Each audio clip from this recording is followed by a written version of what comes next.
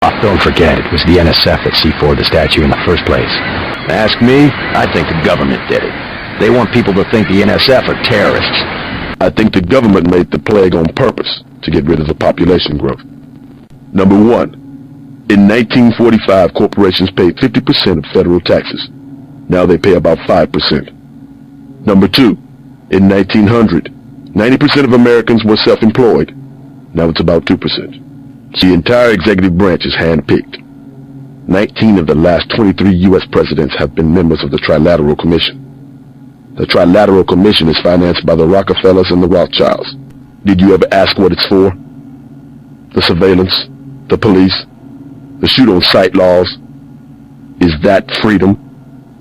The more of us you kill, the more that secessionism lives in the hearts of the people. Ever wonder why big car companies pay 2% tax while the guys on the assembly line pay 40%?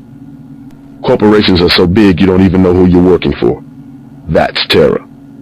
Terror built into the system. Need I remind you that in the case of a national emergency, FEMA has a list of 6 million Americans who will be transported to detention centers? Your tabloids call it RX-84. Yeah, including the President, Congress, and the Supreme Court. In my position, I find it very easy to add names to that list. The whole project of world government, going back to the League of Nations, has been funded and manipulated mainly by wealthy bankers. Remember that the UN itself was built on land donated by John D. Rockefeller. The wealthy have always been the ones to profit from one world government. Everything's so compartmentalized. Kaczynski was right about the division of labor. I'll give him that much. Who puts the pieces together? Someone who makes a lot more money than we do. The West, so afraid of strong government, now has no government, only financial power. Our governments have limited power by design. Rhetoric?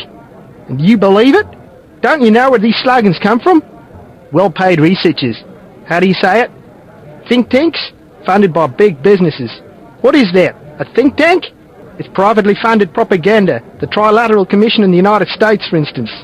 Executive Order 10990. It lets us take over all modes of transportation. FEMA can do that?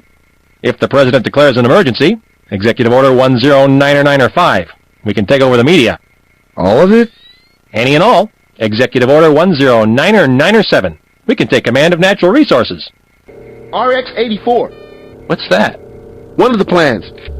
You haven't heard of RX-84? Uh-huh.